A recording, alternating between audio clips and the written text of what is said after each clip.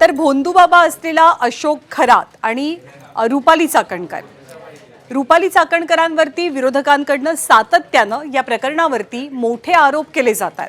रुपाली चाकणकर राज्याच्या महिला आयोगाच्या अध्यक्ष आहेत आणि त्या अशोक खरातला गुरुस्थानी मानायच्या। त्यामुळे रुपाली चाकणकरांनी नैतिकदृष्ट्या जबाबदारी मान्य करत आपल्या पदाचा राजीनामा द्यावा अशी मागणी विरोधकांकडून लावून धरली जाते।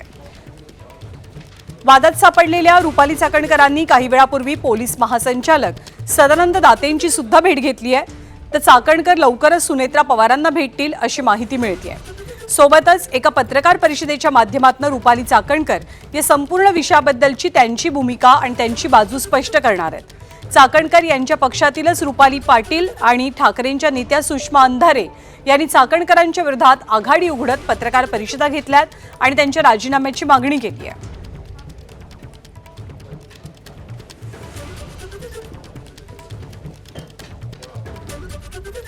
तर रुपाली चाकणकर यांचं या प्रकरणामधलं कनेक्शन एक प्रकारे अधोरेखित करताना सुषमा अंधारेंनी मोठे आरोप रुपाली चाकणकरांवरती केलेत। रुपाली चाकणकर तंत्रमंत्र विद्या करायच्या असा आरोप करतानाच आणखी काय म्हटले सुषमा अंधारेंनी आपण पाहूया। एका पीडितेने सांगितलं की चाकणकर स्वतः तंत्रमंत्र विद्या करत होत्या आणि अक्षरशः आपली अनामिका कापणे। इथे एक मोठं बँडेज दिसतंय, चाकणकरांच्या अनामिकेला एक मोठा बँडेज आहे। मी याच्या अलीकडचा पण एक फोटो आहे 9 सप्टेंबरचा।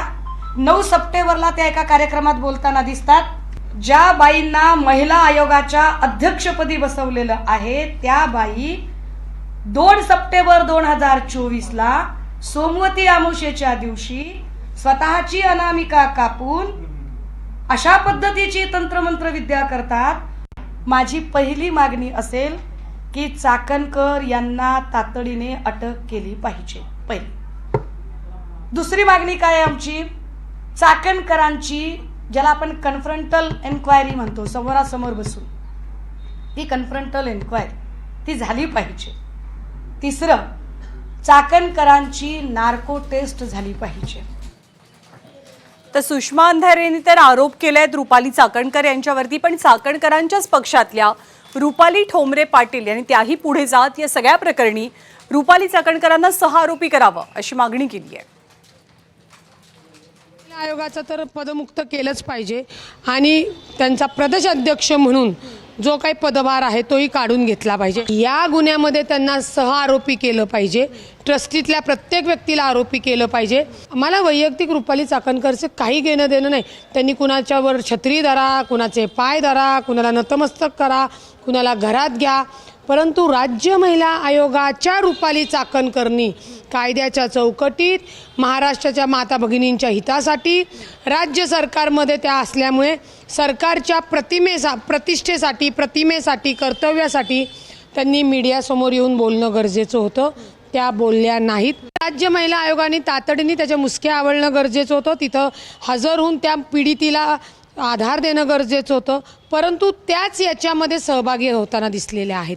त्या कशा तर त्या संस्थेवर सदस्य आहेत आणि त्याच्या पलीकडे वर्षापूर्वी जेव्हा तिथल्या लोकल खबरदार पुढारींनी त्या भोंदूबाबाचा भांडाफोड केला तेव्हा खुद्द दस्तूर महिला आयोगाच्या अध्यक्षांनी स्वतःच्या लेटर हेडवर त्या पत्रकाराला धमकी दिली, तुम्ही खोटी माहिती देत आहात, तुमच्यावर कारवाई करील आणि त्यांच्याकडनं जबरदस्तीचा माफीनामा घेतला। महिला आयोगाला कुणी अधिकार दिला होता? तर शेकडो महिलांच्या लैंगिक शोषणाचा आरोप असलेला भोंदूबाबा अशोक खरात याच्या विरोधात संतापाची लाट उसळलेली असताना रुपाली चाकणकर यांच्या राजीनाम्याची मागणी विरोधकांकडून होती आहे आणि त्यांच्या अडचणीमध्ये वाढ करणारा एक व्हिडिओ सुद्धा सुषमा अंधारे यांनी समोर आणलेला आहे। या व्हिडिओनंतर रुपाली चाकणकरांच्या अडचणी वाढल्याचं बोललं जात आहे। अंजली दमानी यांनी खरं तर एक व्हिडिओ शेअर केलाय। त्या व्हिडिओमध्ये रुपाली चाकणकर खरातची महाराष्ट्राचं आराध्य दैवत असलेल्या पांडुरंगासोबत तुलना करत असल्याचं पाहायला मिळतंय।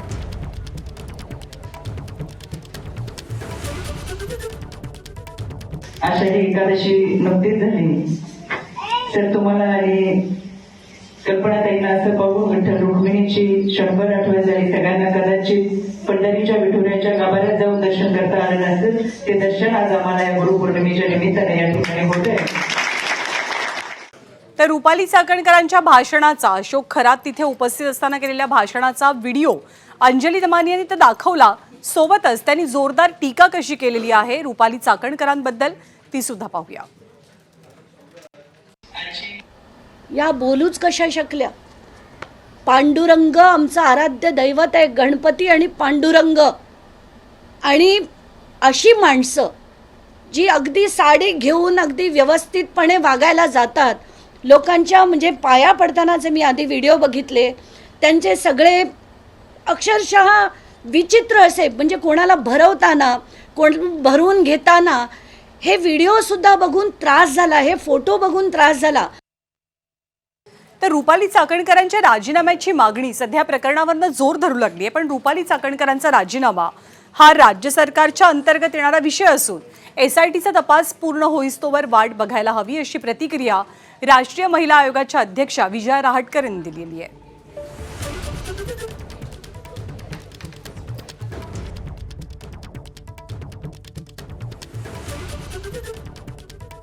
राजीनामा द्यायला पाहिजे का अशी घटना घडल्यानंतर कशा पद्धतीने राजीनामा घेतला जातो? हा विषय राज्य सरकारचा आहे आणि मला असं वाटतं की राज्य सरकार कोणत्याही या संपूर्ण विषयावर आपला विचार करेल. राष्ट्रीय महिला आयोगाचे अध्यक्ष म्हणून मी जे या विषयावर लक्ष ठेवणं गरजेचं आहे, त्याचप्रमाणे संबंधित व्यवस्थांना सूचना देणं आणि ते काम करतात हे बघणं हे आम्ही करतोच आहोत. तर राष्ट्रवादी शरदचंद्र पवार पक्षाचे नेते अमोल कोल्हे यांनी भोंदू खरातवरती टीका करताना रुपाली चाकणकर यांच्यावरती अप्रत्यक्षरित्या निशाणा सुद्धा साधलेला आहे. तर दुसरीकडे भोंदूगिरी करणारे सगळेच जण जेरबंद होतील असा दावा चंद्रशेखर बावनकुळेंनी केलाय. काठी आधाराची होती खरी, काठी आधाराची होती खरी, पण स्वार्थापायी मोडून पडली.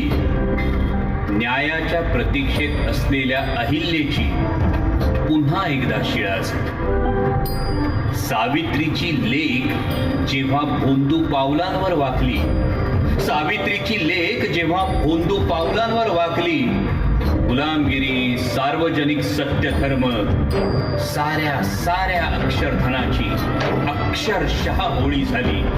अक्षरशः होळी झाली. एखादा आश्रम बांधतात, कोणी त्या ठिकाणी एखादा संमेलन होतं, त्या ठिकाणी लोक जात असतात.